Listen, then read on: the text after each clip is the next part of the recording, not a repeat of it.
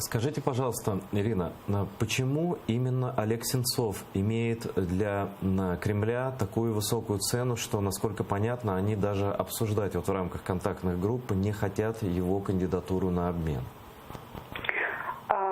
Насправді, з усіх тих контактів, які були щодо Олега, російська сторона підкреслює, що вважає його причетним до терактів і дійсно по його прізвищу дуже важко переговори. Але в принципі я хочу сказати, що на нашу офіційну заяву в Мінську, яку ми зробили ще 2 місяці тому, про те, що готові передати 23 засуджених росіян, і, до речі, серед них, наприклад, є Агеєв, російський військовий, задля звільнення українців, які знаходяться в російських тюрмах. Ми не почули жодної відповіді і жодної зацікавленості російської сторони будь-в кому.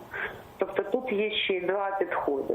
Росія стверджує, що нас там нет, про своїх присланих сюди вбивати українців, товаришів, і потім не бореться за них. Натомість Україна, ми дійсно намагаємося витягти всіх, і це різноцінність, розумієте, на чому різноцінність людського життя, на чому Росія грає, яка не зацікавлена в своїх громадянах.